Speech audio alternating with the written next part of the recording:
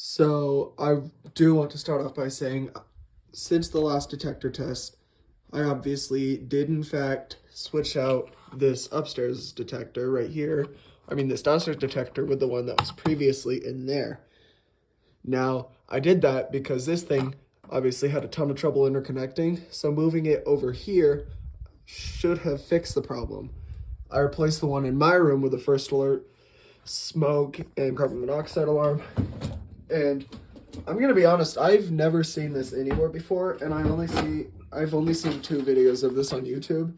The model is SMCO 500V, and it's a wireless interconnecting unit. Super cool device. So yeah, let's start off our test with this.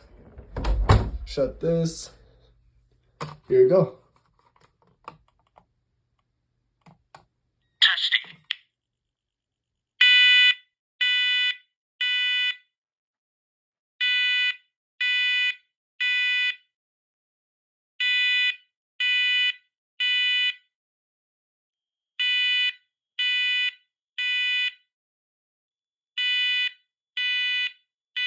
Warning. Evacuate. Smoke in child's bedroom. Evacuate.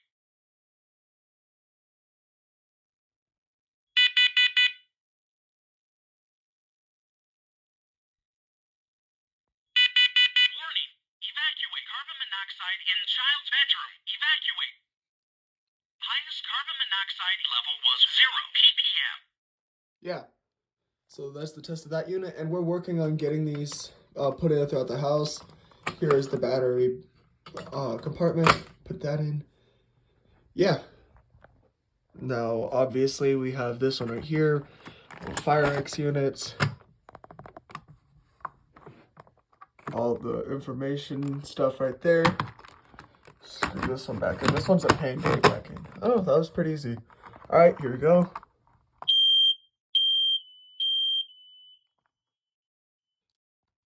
All right. Now, I don't know if you heard, but this one did in fact go off. Let's test this one.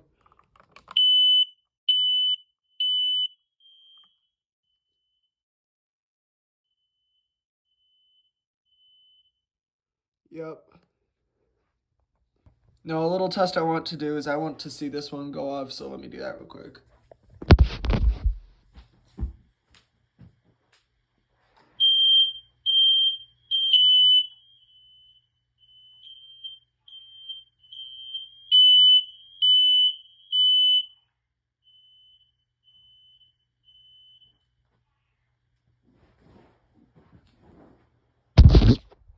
All right, perfect. I probably should have zoomed in, but oh well. All right, now we got the master bedroom smoke detector again. Let me just, here you go.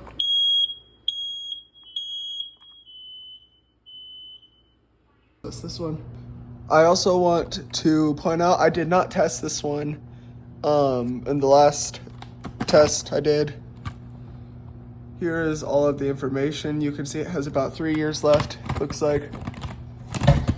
Apologies. Yes, I'm even higher than I was before. My chair broke when I was trying to put this on. Dang it. Alright, this is cool. This has a little warning.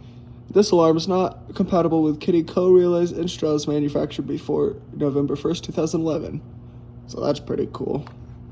Yeah, so obviously I showed you this. Now let's test it.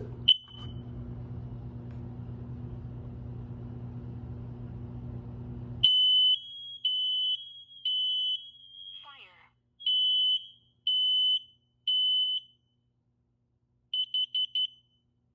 Warning. Carbon monoxide.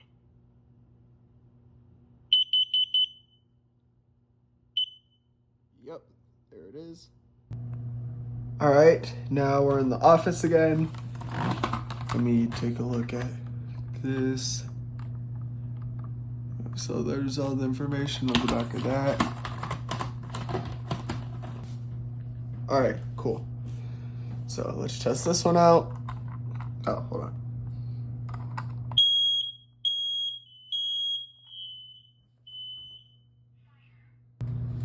Alright, now I got the hallway.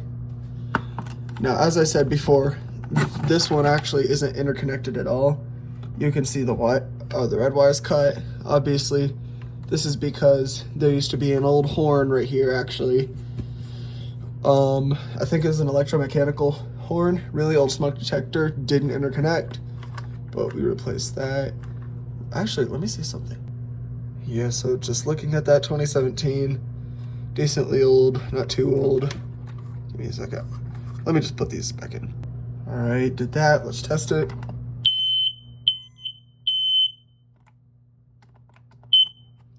Yep, there it goes. All right, here's one of the other bedrooms.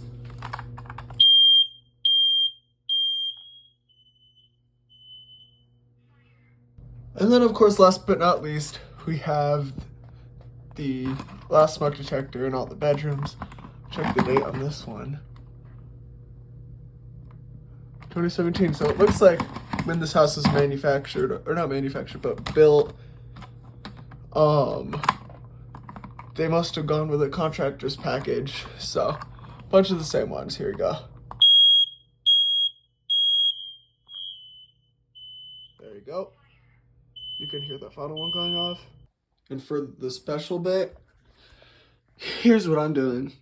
Taking a candle, obviously blowing up the candle, and I'm going to show you the difference between a photoelectric sensor and an ionization sensor. Even though we all know what the difference is, I'm still going to show you. All right, let's try this out. So obviously you can see the amount of smoke right now that's billowing out from the candle. And hopefully that should be enough to set it off. Oh, there it goes. In this case, it really wasn't, but normally it is.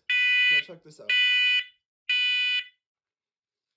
Now that's normally because the smoke has to kind of seep into the sensor.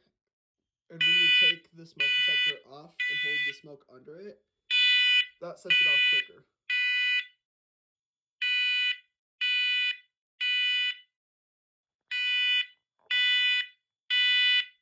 Warning! Evacuate! Smoke in child's bedroom! Evacuate!